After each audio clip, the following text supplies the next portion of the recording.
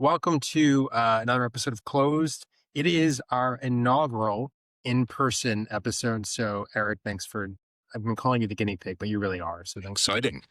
Very exciting. We are super excited to have back with us a repeat guest, Eric Anton, who's a real estate broker at Marcus Millichap. He's also treasurer for Defend NYC, which we'll talk about in a moment.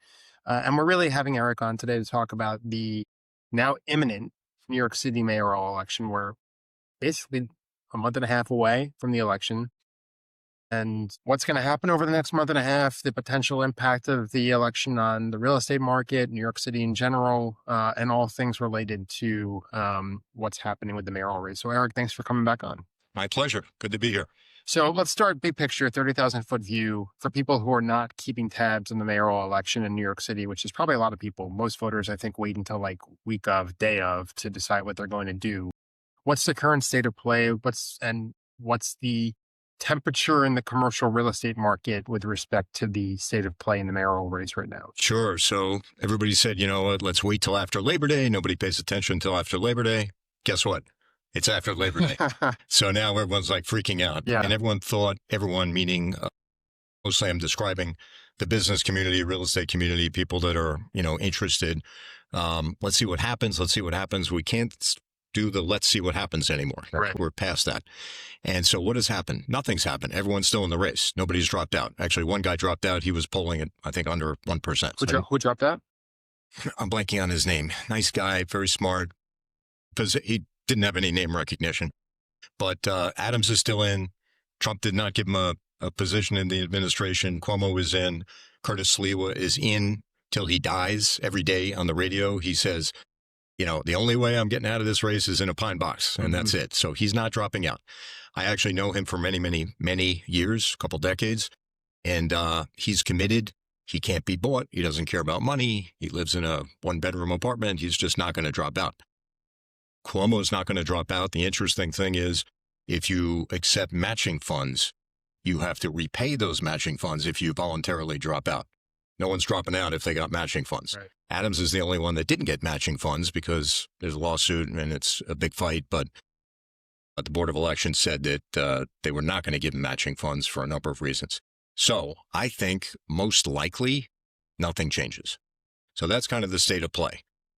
If it were to change, if one person were to leave, I mean, I'm guessing the house money is on Adams, given all the externalities that are impacting him, right? 100%. Would that be the person who would? Yeah, he's polling in fourth. He's in single digits. A lot of his constituencies have left him. Very charming, nice guy, but he's just got no traction right now. So most likely, if anyone drops out, he's dropping out. Cuomo's not dropping out. Curtis is not dropping out. Mamdani is in first place at the moment. So this is the race. This is it. And I think even if Adams drops out, it might not even affect the end game too much.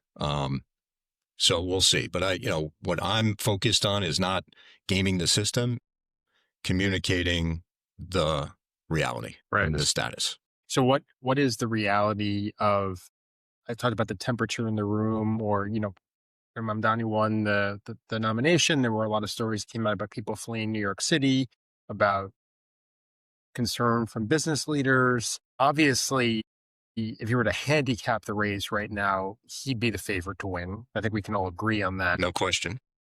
So let's assume for a second that he wins. I'm not saying that he's going to, but let's assume for a second that he wins.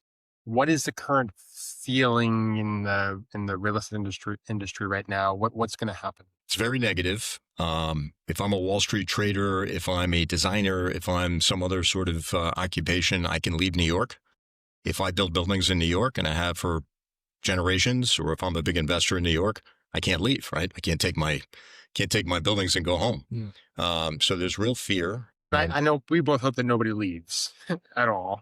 I love New York. I've been here since 1990, even before that. And, I raised my family here. I built my career here. I do my charity here. I vote here. So it's painful to see the city in decline as it was under de Blasio, because every year while I was living here and, raising a family, during Giuliani, during Bloomberg, every year better, better, better, each year better. Each year, new neighborhoods getting better, safer. And so it was very upsetting when de Blasio changed a lot of the policies that were working. and a lot of people left. And then COVID really was a knife in the back. And we haven't really recovered 100% from them. Certain things have, certain things haven't. But to double down on policies that we know won't work and that will be destructive is definitely hyper concerning to the business community, and not just the business community. If you own a condo or a co-op, some of these policies we can talk about in a minute are terrible. So that's a great segue. Why don't we talk about the policies that you view as most concerning, and then just, I guess, to help our listeners, who many of whom probably have not really looked at Curtis Sliwa's policies that closely, or anybody's policies that closely. There's good taglines in social media like "freeze the rent," "don't pay for buses." Slogans work these days because of social media. But walk me through the one or two policies for each of the candidates. Let's leave Adams to the side for a second. I can talk quickly about each one. Yeah. That's and how they differ from each other in the most meaningful ways. Sure. So to take a step back, for every action, there's a reaction, right? So let's look at Adams first, because it's the easiest. He's been actually pretty good for business, pretty good for real estate. City of Yes passed. That's a good policy. Midtown rezoning is passing. That's good.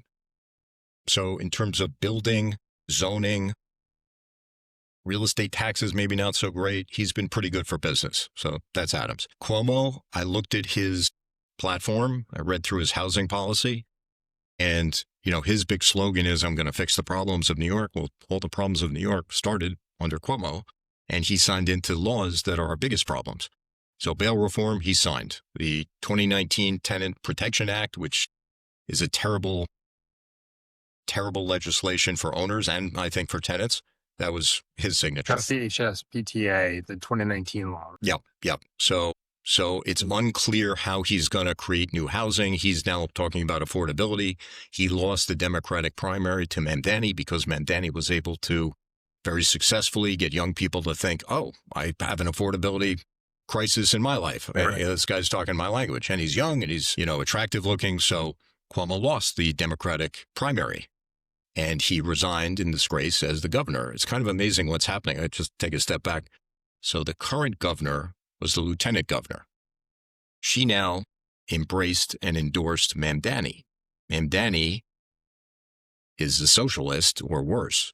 She said that she needs to stand shoulder to shoulder, was the quote, with Mamdani to take on Donald Trump. Donald Trump is a Republican. Donald Trump is not supporting the Republican in this race for mayor, Curtis Sliwa. He's not endorsed. She's been calling on him to drop out. He's been pushing Cuomo. Cuomo is Governor Hochul's old boss. So you can't make this up. So she's telling everyone to vote for Mamdani against Cuomo to take on Trump, her old boss of 7 years that she worked for. I've never imagined anything like this. I know we're going off on some tangents here. Yeah. Why is it that, and maybe you could tie this into Sliwa's policies, but why is it Donald Trump's supporting Cuomo over Sliwa? I haven't spoken to the president, okay. So I don't know. I think if we call right now, maybe he'll have. He may be free. I think he's on the plane back from London, but I don't know. I think he doesn't know what to do. I think a lot of business people don't know what to do. Everyone's been gaming the system so much. He's trying to handicap who has the best chance to beat Mamdani. I think it's even more complicated. I think he doesn't want to put his finger on the scale if that's going to, be a negative, reverse the scale. So I think he's afraid to endorse or promote anyone. And Mamdani's been saying, this candidate talked to Trump. This is a Trump guy. This is a Trump guy. And every candidate's like, no, I never spoke to Trump. I didn't, I haven't made a deal with Trump. Is it possible that he wants Mamdani to win so that he can do what he wants to do? That I don't think so. In New York, with respect to exercising a little more control over New York, calling there to be a national emergency in New York. I don't think so. I think that's too clever by half. I think if the Social Democrats get control of New York City, then that lights a fire and other blue cities will start to go radical. I don't think anybody wants that. Certainly not Trump. So I doubt it. Okay. I think that's too much of a think about controversy. 4D chess here. Yeah. It is 4D, but then it's 2D, and so you never know. There are two debates coming up, and as we've seen in a couple debates over the last 40 years, mostly presidential debates, sometimes one question can really turn it. Somebody makes a complete error, somebody doesn't know something that's obvious. So we could see something happen. I will say Curtis is a great debater. No one knows the city like Curtis. He's been to every subway stop, every precinct, every school, every bodega for 50 years. I mean, literally nobody alive, I think, knows New York City like he does. Mamdani has been a citizen for 7 years. He's 33 years old, grew up outside the country. So he certainly doesn't know New York like Cuomo or Curtis, who have lived there, their whole lives, are much more experienced. We jumped over Curtis's policies. So how would you? Well, let's why don't we take Curtis and Mamdani next to each other? How do their policies meaningfully differ? Obviously, quite a bit, but how would you? Very much so. So Curtis is pro-business. He is pro-development, pro-real estate, although one of his big concerns is the city of yes, certain regulations that in the boroughs might encourage development in single-family neighborhoods. So that's one difference. But all three Democratic candidates are sanctuary city, are raising taxes, affordability. Curtis is pro-business, reduce regulations, and pro-development. So they're very different. He's the only Republican. All three are Democrats, even though two are running on the independent line. Big difference. Mamdani is, I think he's trying to legalize prostitution. I mean, that is not a family issue. That is not a blue-collar, not suburban, but borough issue. It would be, I think, decriminalized in the same way that marijuana was decriminalizing misdemeanors, certain misdemeanors, sexual battery. I mean, these are crimes. And so Curtis, of all the candidates, is the most law and order. So that would be the biggest difference. And do you think that well, in your view, what's the interplay between law and order and real estate, the real estate market? So if I were asked what's the one real estate policy that I would encourage whoever the mayor is, you might think it would be changing zoning, making it easier to develop, promoting tax abatements, promoting different cost savings for construction, etc. By far, the only thing I would say, reduce crime.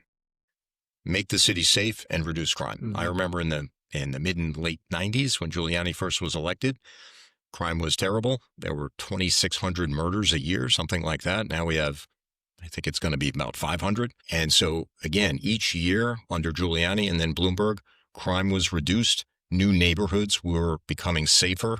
New neighborhoods were becoming attractive to developers and consumers, buyers of apartments, store owners, etc. So if there's one thing I would highly promote, it would be safety and reducing crime, especially on the subway. Is that something that, you have your ear to the real estate market? Is that something that the real estate market wants to hear about during the debate? 100%. I know one thing that I've heard that would make certain people who are uncomfortable with Mamdani a little more comfortable is if he committed to keep Tish on as the police commissioner after he's elected. Is that something that people are looking to hear more about? I think almost universally everybody is impressed with her. She's done a great job. I think if he decided to keep her on within the first week, they would have a fight because she would say, we need to crack down on these quality of life issues. And he'd say, we're not arresting people for X, Y, and Z. And she'd resign. So the worst thing that could happen to New York is if he, on day one, appoints a terrible police commissioner, because we've been through this movie. We know what happens when you don't enforce quality of life regulations. Right. Obviously, you're not on Danny fan. I don't think we're about 15 minutes in, and there's no surprise here. What are the one or two, in your view, most dangerous? Let's leave aside like the law and order stuff for a second, but actual like real estate policy wise, what are the one or two issues that you think are most damaging? And then, assuming he's elected, which again is the thing, a lot of things could happen between now and the election, but right now that's the current path that is most likely. Is there anything in his agenda that you think, well, this at least is okay? This is something that like I could live with? Not much. We were joking before, communism, socialism tend not to be good for business and typically not good for anybody else. Freezing the rents for 4 years, which is what he's proposing for rent stabilized units, it's a disaster for small owners. I mean, I don't know how they're going to pay the bills. Well, they're already in a very bad a disastrous position because of the Cuomo laws that were passed in 2019. So if you double down on that, you're going to see a lot more foreclosures, a lot more owners giving the keys back. And the quality of life of tenants goes down because if you get no increases and your insurance is going up, your water bills are going up, your real estate taxes are going up, how do you invest in the building?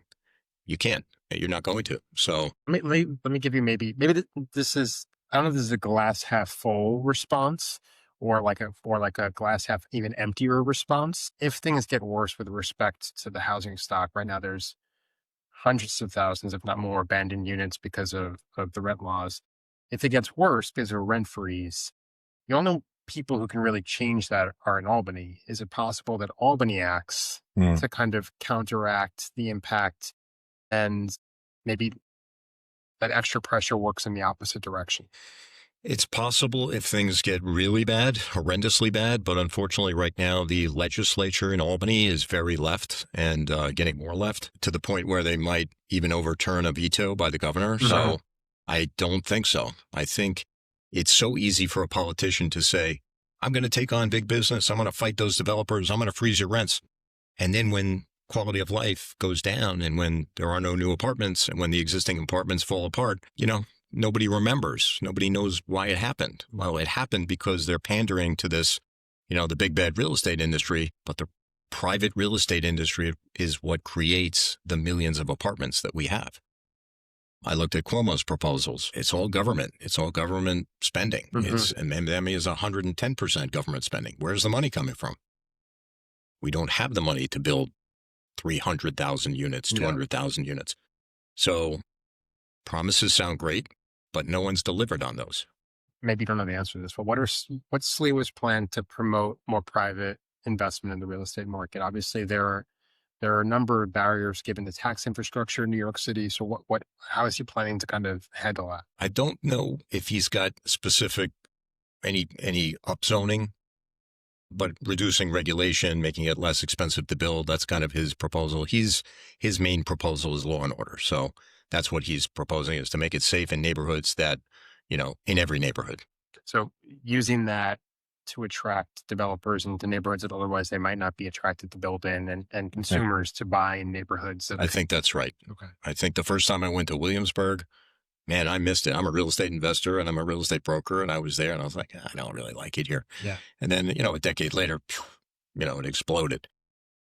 The other one I completely missed was the meatpacking district, meatpacking area. Those are the two biggest ones. I know. My wife called it. She goes, this is going to be the hottest place. And I'm walking around and there's literally sides of beef hanging from the buildings, hanging from the sheds, dripping blood, and it smelled awful. And I'm like, this is not a good place. Again, decade later, booming.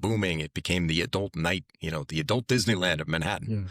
So we don't always get it right. But, when you reduce regulations, when you make it less expensive to build, when you encourage private development, even if it's luxury development, when you build luxury, people in semi-luxury move into the luxury, and that opens up other apartments for people, younger people, people on the lower end of the economic scale. So, like I said, we've been through this movie many, many times over the last 1,000 years. We know what works. We know what doesn't work. And so, again, I would encourage, more upzoning is good. Less regulation, I think, is good. We have these environmental local laws, 97 in particular, that could be a disaster, especially for the middle income co-ops and condos in the boroughs. I've seen numbers that are staggering, to get a 300 unit apartment building to comply. You're talking about somebody with $1,000 a month maintenance, doubling it. I mean, that crushes the middle class. That's just, and I've also spoken to many engineers, and it's not going to do a damn thing for the environment. When is the next year where I think the big fees start in 2030, but to get there, you have to start spending money now, hiring consultants, hiring architects, putting a lot of money into your physical plant, your boilers. Are people waiting until after Labor Day to do that?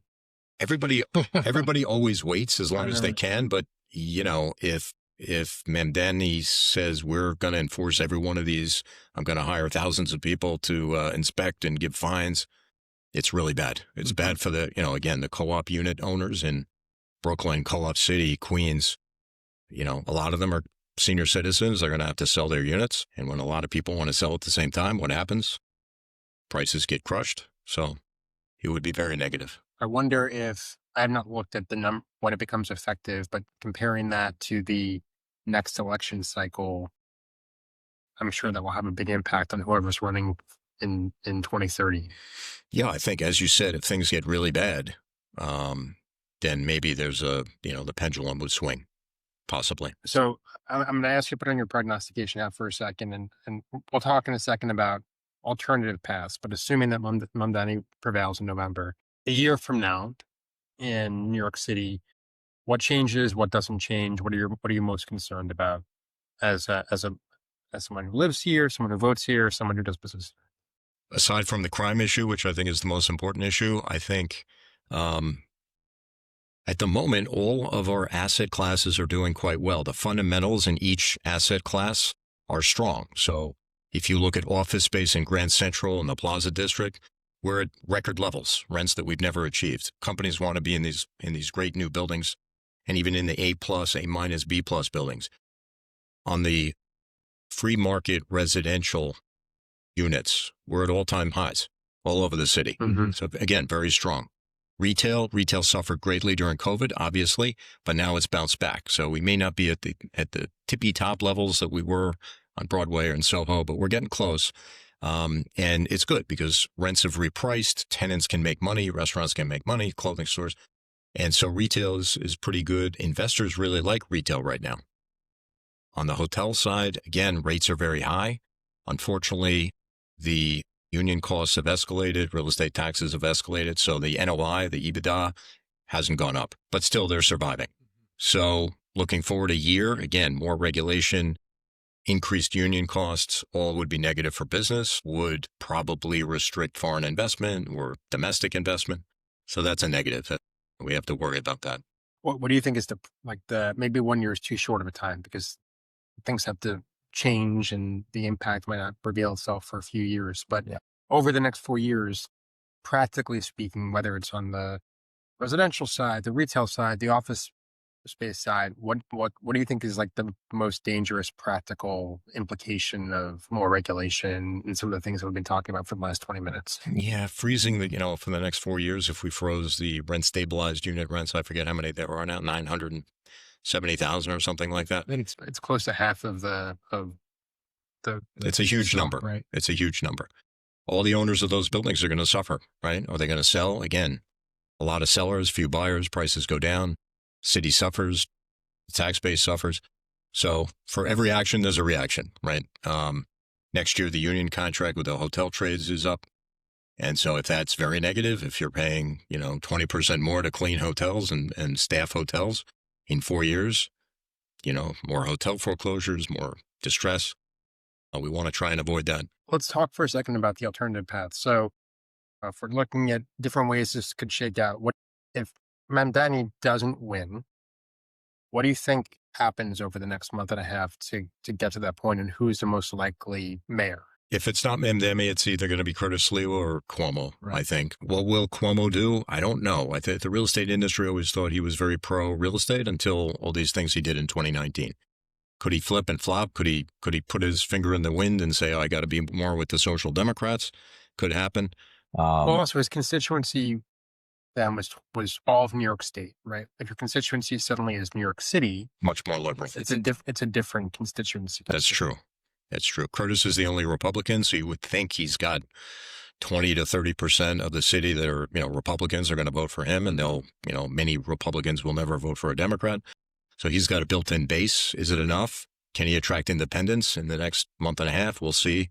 I think the debates will be key. I think after the second debate, if there's no change, it's probably going to go. He needs to say, him or Cuomo, in my view, as someone who's not, I don't live in New York City. I care about New York City because I have a business here and Right. I have a lot of friends here, but I don't vote here.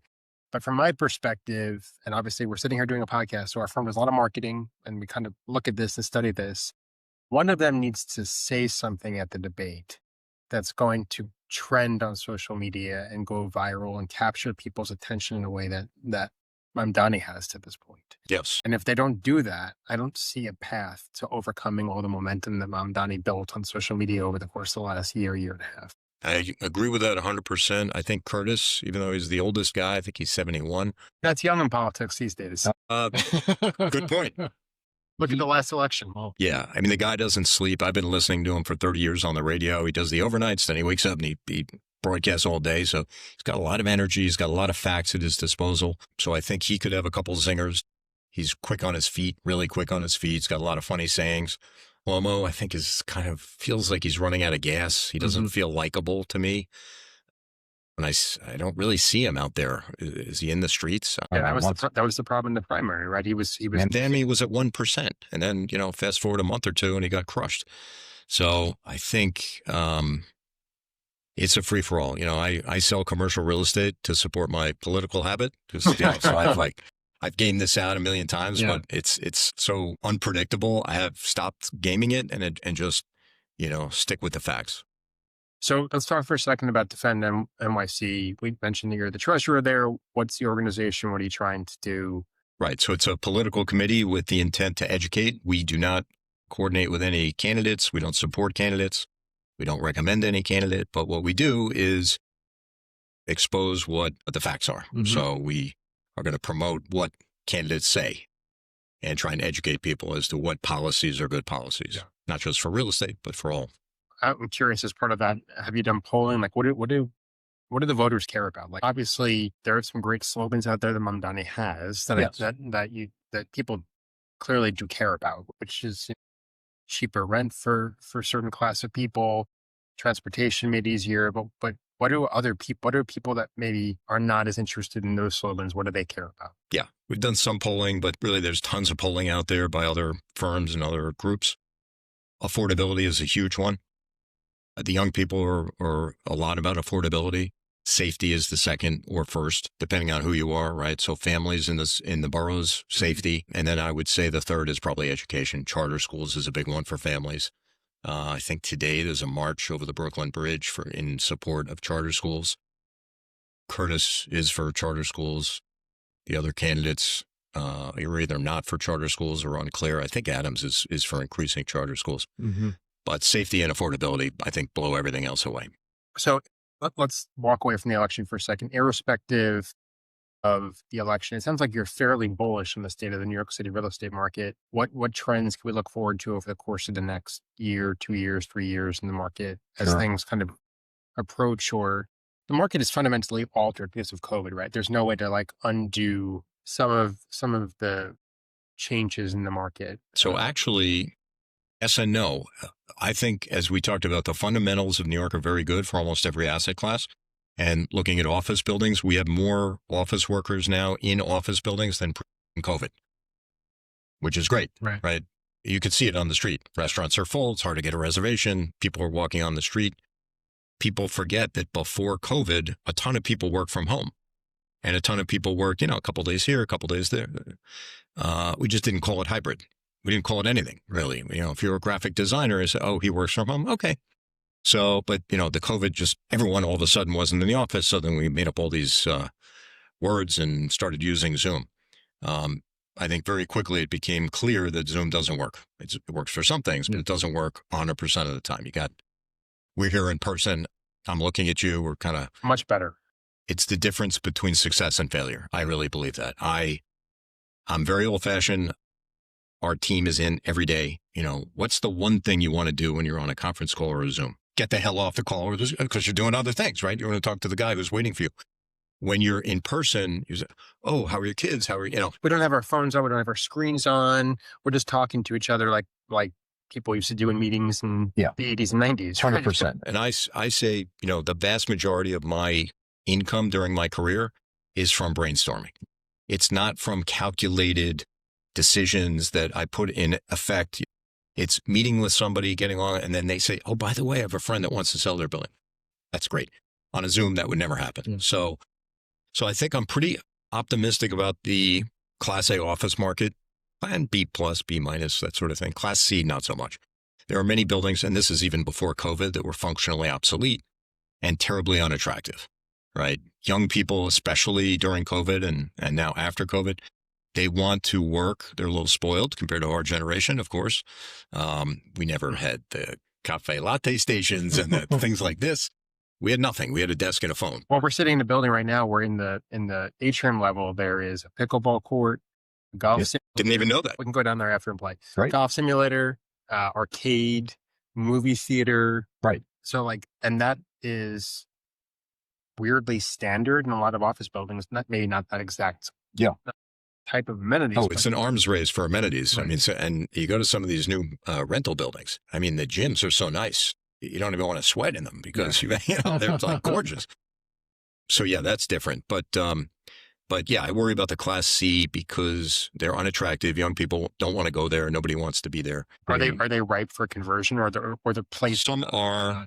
Every building is different, but if you're looking at like a 50 by 100 mid-block 10-story building that's never been renovated, it's hard to make it work. It's hard to make the numbers work. Even if you get the building for practically nothing, you don't have attractive units. And the construction costs, unfortunately, construction in New York keeps going up. Well, that's where you might need some governmental intervention, right, to deal with those. No. Buildings. I'll take that back. Yes and no. Yes and no. So certain incentives, yes.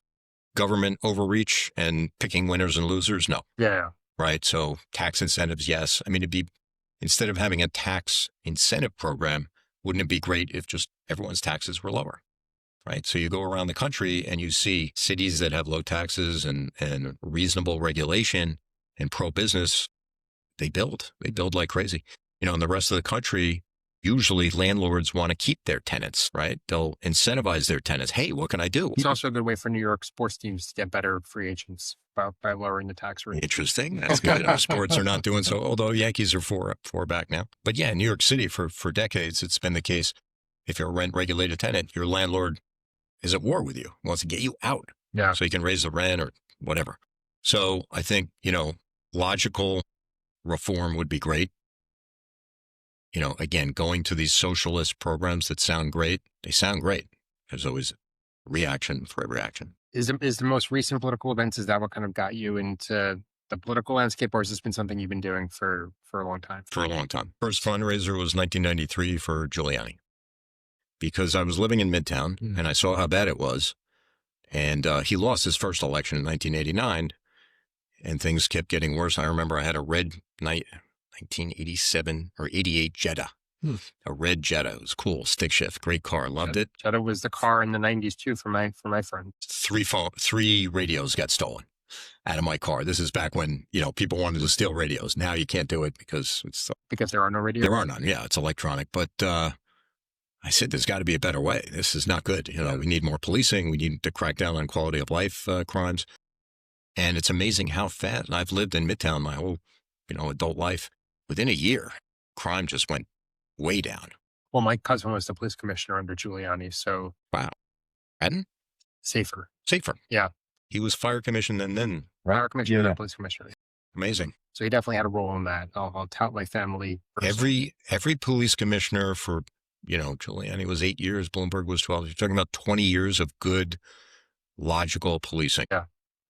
Under Bloomberg, the stop and frisk did get extreme, I think, and it could have been maybe reformed instead of abolished by de Blasio. But more or less, we had 20 years of really, good quality of life. So you obviously have a lot of experience. You've been doing this for a long time. Looking ahead to 2030, if you were to give advice to someone who wanted to run for mayor in New York City, what would be like the high level things you would tell him or her? Boy, politics is dirty. I love reading about it. I love talking about it. I love meeting politicians. But it's a really grueling, brutal game. I would say stick to what works and be incremental. Yeah. A city like New York, radical change I don't think works. Promising radical things doesn't work. Pretty much everything de Blasio promised didn't happen. Well, there was just pushback, right? So you can come in and make promises, but the city organically moves its politicians closer to the middle, irrespective of what the policies are, because the city is its own animal at this point in time. I think that's right. I think also, to go back, what advice I would give, hire good people. Adams, unfortunately, again, charming. There's been some problems with the staff. Sure. Terrible staff. I mean, corruption and I'm trying to think of who, Bloomberg, I don't think had that much corruption. You don't want money in a potato chip bag. You're not interested. It's not good. It's better in an old-fashioned briefcase. That's how you do the bribes back in the day. I couldn't possibly comment about that. No, bribery is bad. Hiring people that sexually assault their underlings is bad. You need people with track record. You don't need, and the scary thing about Mamdani is two things. All his advisors are young, super young. And he hasn't told us about any of the people that he's going to put in place, in power, deputy mayors and police commissioners and this and that. I mean, it's all about the staff and your cabinet. They don't call it a cabinet in New York, but like the president has his cabinet, you have certain, the deputy mayor, and there are certain positions that are just critical. And if you give power to somebody who's never run an organization, and Dami's never run anything, never made a payroll, never, Yeah. So it's pretty, it's nerve-wracking. In all likelihood, we will see how it goes. And maybe we'll have you come back here for a state of the market update during that time. Although, again, you never know. Things happen and we'll have an October surprise. Anything is possible. Anything is possible. Eric, it was great to have you in. Thanks for testing out the in-person office. Hopefully it hasn't, the in-person podcast, but hopefully it hasn't turned you off to the entire podcast industry. But we appreciate your I love it. This is great. This is fun. I'll have you come back. Thank you Thanks again. so much. Thank you. For more on all things real estate and the law, subscribe to this and our other podcasts. Follow Bergstein, Flynn, Knowlton, and Polina on social media. Subscribe to our newsletter and go to bfklawoffice.com. That's bfklawoffice.com to learn more.